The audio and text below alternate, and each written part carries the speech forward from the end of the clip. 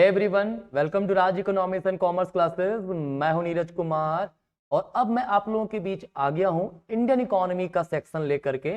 अगर आप CBSE 12th के स्टूडेंट हैं तो आपके लिए इंपॉर्टेंट है, जेक बोर्ड के स्टूडेंट 11th क्लास के तो आपके लिए इंपॉर्टेंट है।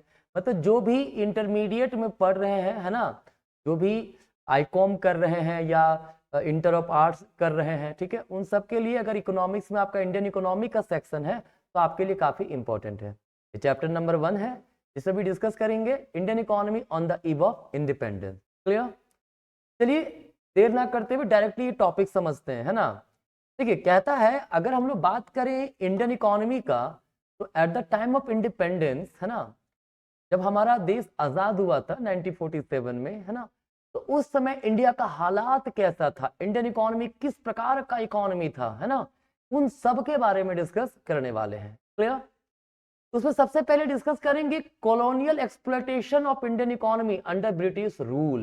मतलब ब्रिटिश रूल के अंडर कॉलोनियल एक्सप्लॉयटेशन कैसे हुआ उसके बारे में डिस्कस करेंगे। ठीक है, जैसा कि आपको पता है इंडिया जो था वो एक प्रकार से ब्रिटिशर्स का कॉलोनी था। ठीक है, मतलब कॉलोनी कहने का मतलब कॉलोनियल इकोनॉमी कहने का मतलब हम लोग क्या बोलेंगे कि जो ब्रिटिशर्स थे वो यहाँ पे रूल कर रहे थे, वो यहाँ पे जो रिसोर्सेज थे उसको यूटिलाइज कर रहे थे और अपने कंट्री को रिच बना रहे थे। ठीक है, तो किस प्रकार से ये कॉलोनियल एक्सप्लॉयटेशन हुआ, मतलब किस तरह का शोषण हुआ यहाँ पे हमारे इंडियन इकोनॉमी का, पहले वो समझते हैं।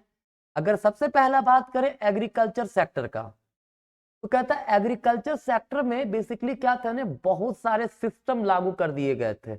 जैसे एक सबसे मेन था जमींदारी सिस्टम। ठीक है, क्या था? जमींदारी सिस्टम। इसमें क्या करता है, जो ब्रिटिशर्स थे वो जमींदार को डिक्लेयर कर देते हैं as the owner of the soil, है ना, मतलब जो भी भूमि था उसका मालिकाना हक दे देते हैं उसको, किसे? जमींदार को। और उसे कहते हैं कि भाई आप हमें पेमेंट करो, टैक्स मतलब लगान आप हमें दो। ठीक है, देखिए जमींदार, मान लिया ब्रिटिशर्स ने ए व्यक्ति को जमींदार बनाया तो गवर्नमेंट ने कहा कि भाई आप हमें जो है एक फिक्स अमाउंट ऑफ टैक्स हमें दो, तो जमींदार को देना है गवर्नमेंट को एक फिक्स अमाउंट। लेकिन जमींदार क्या करता था, जमींदार क्या करता था, they were free to extract as much as they wish and as much as they could. मतलब वो जितना चाहते थे, जितना वसूल सकते थे, फार्मर से वसूलते थे। इससे क्या हुआ, फार्मर की स्थिति दयनीय हो गई, खराब हो गई। क्लियर? तो ये इस प्रकार से एग्रीकल्चरल सेक्टर का एक्सप्लॉयटेशन हुआ। फिर इंडस्ट्रियल सेक्टर का एक्सप्लॉयटेशन कैसे हुआ भाई? देखिए इंडिया जो है फेमस था किसमें? हैंडीक्राफ्ट इंडस्ट्री में। लेकिन ब्रिटिशर्स ने सबसे पहले तो हमारे हैंडीक्राफ्ट इंडस्ट्री को बर्बाद किया। कैसे बर्बाद किया? वो पहला दो तरीका यहां पे अपनाया। Foreign demand for Indian handicraft was destroyed by the way of heavy duty on their export.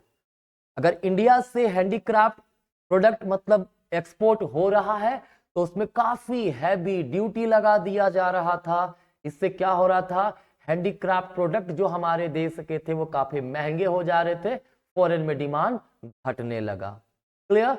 दूसरी ओर domestic demand for Indian handicraft was destroyed by the way of duty free import of British goods into the Indian market. अब domestic क्षेत्र में भी demand को खराब किया गया। कैसे खराब किया गया? ब्रिटेन से जो आता था, मतलब ब्रिटेन में जो गुड्स एंड गुड्स जो बन रहा था, ठीक है, वो जब इंडिया आ रहा था उस पर किसी प्रकार का टैक्स लगाया नहीं जाता था, जिस कारण से क्या होता था, वो इंडिया में सस्ते दामों में बिक जाता था। अब ऑब्वियस सी बात है, हाथ से बनाया हुआ सामान और मशीन से बनाया हुआ सामान, कॉस्ट कम लगता है, मशीन से बनाया हुआ टाइम भी कम लगता है, तो सस्ता हो जा रहा था और इंडियन हैंडीक्राफ्ट प्रोडक्ट महंगा हो रहा था, जिसके कारण इंडिया में भी जो डिमांड है वो नहीं हो पा रहा था। डोमेस्टिक प्रोडक्ट का डिमांड किसका होने लगा? ब्रिटिशर्स प्रोडक्ट का, जो ब्रिटेन से जो प्रोडक्ट आ रहा था उसका डिमांड हो रहा था। इस प्रकार से हमारे देश का हैंडीक्राफ्ट इंडस्ट्रीज को बर्बाद किया गया। आपको पता होगा यही सब रीजन था कि जब ब्रिटिशर्स को यहाँ हटाने की बात की गई, भगाने की बात की गई, महात्मा गांधी जी बार बार रिपीट करते थे ना, स्वदेशी अपनाओ, स्वदेशी अपनाओ। मतलब अपने देश का प्रोडक्ट को हम लोग कंज्यूम करें, अपना देश का प्रोडक्ट को यूज करें, क्योंकि जहां फिनेंशियली लॉस होना शुरू हुआ तो ब्रिटिशर्स तो यहां से जाता ही जाता। ठीक है, तो ये भी एक रीजन रहा है।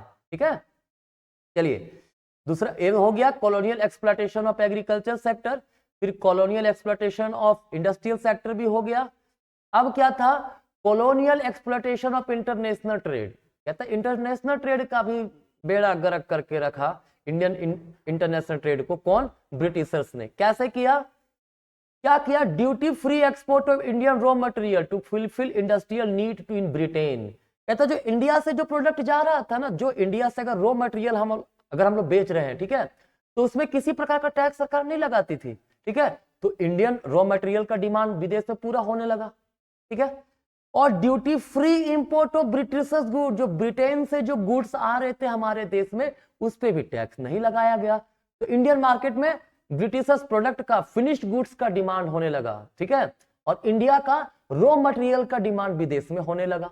ठीक है, क्लियर। तो इससे क्या हुआ, इंडिया जो है वो एक प्रकार का रॉ मटेरियल का एक्सपोर्टर कंट्री बन के रह गया, और साथ ही साथ फिनिश्ड गुड का इंपोर्टर कंट्री बन के रह गया। ठीक है, क्या बन गया, importer of finished goods and exporter of raw material. ध्यान रखिएगा, अगर सिर्फ और सिर्फ प्राइमरी गुड्स को हम लोग बहुत एक्सपोर्ट कर रहे हैं, तब हम लोग डेवलप उतना नहीं कर सकते जब तक फिनिश्ड गुड्स हम लोग खुद से ना बनाए। क्योंकि भाई हम पोटैटो कितनों भी बेचें, ठीक है, अगर हम लोग पोटैटो बेच रहे हैं तो कहता है अगर पोटैटो हम लोग बेच रहे हैं तो भाई आप कितनों भी पोटैटो बेच लीजिए, राइट।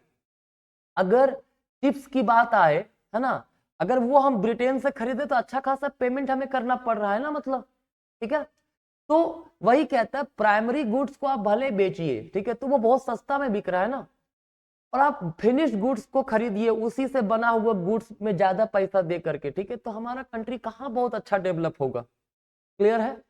तो ये इस प्रकार से एक्सप्लॉयटेशन हुआ इंटरनेशनल ट्रेड का। कैसे, ध्यान रखिएगा, जो हम लोग एक्सपोर्ट कर रहे थे अपना प्रोडक्ट को विदेश में, ठीक है, उस पे किसी प्रकार का टैक्स नहीं लगाएगा, जो रॉ मटेरियल था उसका। ठीक है, और जो इंपोर्ट कर रहे थे ब्रिटेन में बना हुआ फिनिश्ड गुड्स, वो भी ड्यूटी फ्री था। ठीक है, तो हम लोग, हमारा जो मार्केट था हमारे देश में, डिमांड होने लगा ब्रिटेन से आया हुआ फिनिश्ड गुड्स का, और ब्रिटेन में डिमांड होने लगा हमारे देश से जाने वाला रॉ मटेरियल का। ठीक है, अब जहां तक ये था एक्सप्लॉयटेशन किस प्रकार से हुआ, हम लोगों ने वो समझा। ठीक है, कि किस प्रकार से मतलब कॉलोनियल एक्सप्लॉयटेशन हुआ इंडियन इकोनॉमी का ब्रिटिश रूल के अंतर्गत, वो है ना। तो अब आते हैं फीचर्स क्या था इंडियन इकोनॉमी का on the eve of independence. जब इंडिया आजाद हुआ तो इंडिया का कैसा, मतलब कैरेक्टरिस्टिक कैसा था, क्या फीचर्स थे, क्या विशेषताएं थी, उसकी बात करेंगे। सबसे पहला बात करें तो स्टैग्नेंट इकोनॉमी था। स्टैग्नेंट इकोनॉमी का मतलब क्या होता है, एक ऐसा इकोनॉमी जो बहुत ही स्लो ग्रोथ कर रहा हो या ना के बराबर ग्रोथ कर रहा हो, वैसा इकोनॉमी को स्टैग्नेंट कहते हैं। ठीक है, याद रखिएगा 1860 से 1925 तक जो ग्रोथ रेट था इंडिया का पर कैपिटा जो इनकम था वो 0.5% पर एनम से बढ़ रहा था। ठीक है, growth rate of per capita income जो है कब से कब तक, 1860 से 1925 तक मात्र 0.5% से बढ़ रहा था, और 1925 से 1920 तक ये 0.1% पर एनम बढ़ रहा था। इतना कम पर कैपिटा इनकम में ग्रोथ होने के कारण, ठीक है, पॉवर्टी बहुत ज्यादा हमारे देश में था, लिविंग स्टैंडर्ड कमजोर था। ठीक है, तो पहला तो स्टैग्नेंट इकोनॉमी था, दूसरा बैकवर्ड इकोनॉमी था। हम लोग बैकवर्ड इकोनॉमी कैसे किसको कहते हैं, जिसका पर कैपिटा इनकम काफी लो हो। 1947-48 जब इंडिया आजाद हुआ ना, उस समय जो पर कैपिटा इनकम था वो मात्र 230 रुपया था। ये कोई अच्छा चीज है क्या, नहीं, बहुत ही कम पर कैपिटा इनकम था ये। ठीक है, और अगर पर कैपिटा इनकम कम है मतलब आप अपने बेसिक नीड्स को ही पूरा नहीं कर पाइएगा तो पॉवर्टी काफी ज्यादा रहेगा। लोगों को खाना, कपड़ा, रहने का जगह, हर चीजों में समस्याएं हो रही थी। ठीक है, और क्या फीचर्स था भाई, एग्रीकल्चरल बैकवर्डनेस था। एग्रीकल्चर जो था वो भी काफी बैकवर्ड था। कैसे बैकवर्ड था कहता है जिसमें आजाद हुआ ना लगभग 90 मतलब 72% जो इंडिया का वर्किंग पॉपुलेशन था वो किसमें एंगेज था, एग्रीकल्चर सेक्टर में।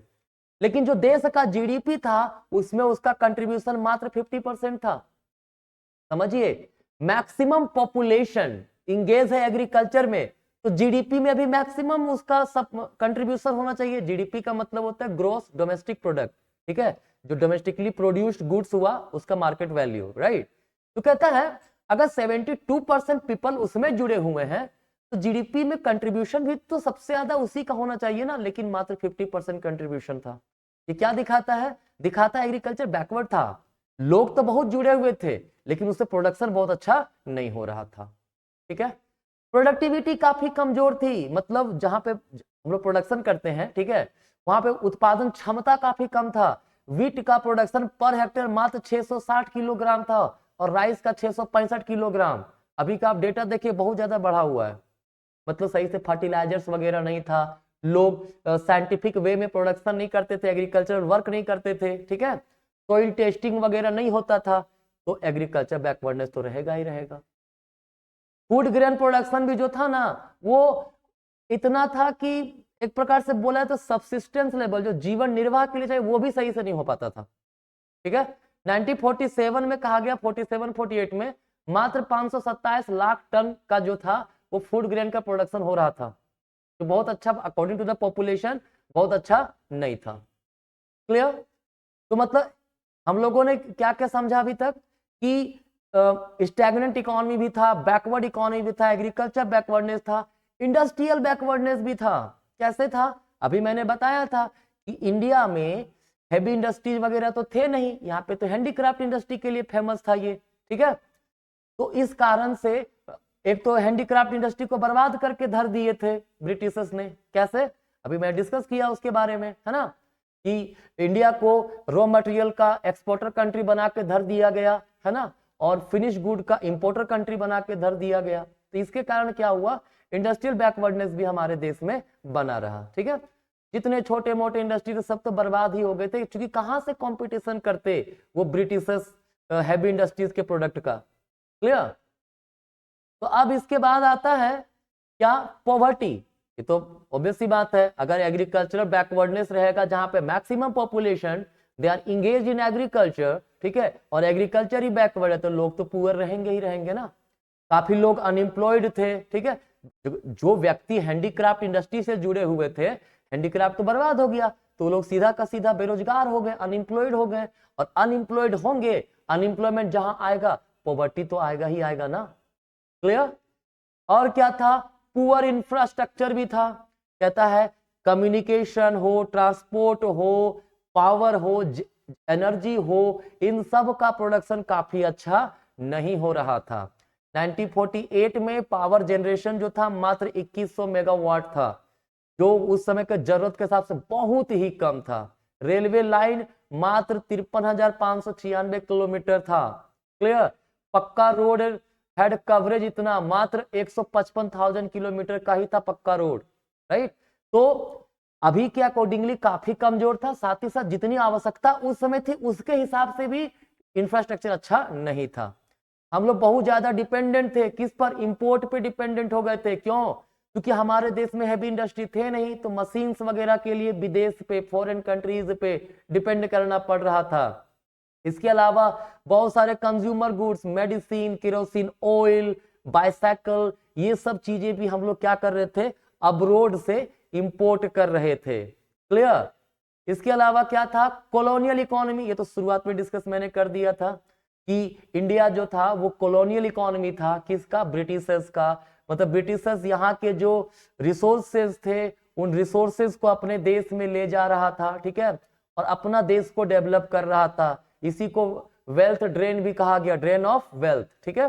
तो यहाँ का संपत्ति ले जा रहे थे वो अपना देश। क्लियर। तो ये कॉलोनियल इकोनॉमी था, राइट। तो इंडिया का बैकवर्डनेस का एक रीजन हम लोग कहते हैं कि ब्रिटिशर्स कॉलोनियल एक्सप्लॉयटेशन था। क्लियर है, यहां तक मुझे उम्मीद है आपको कहीं दिक्कत नहीं हुआ होगा।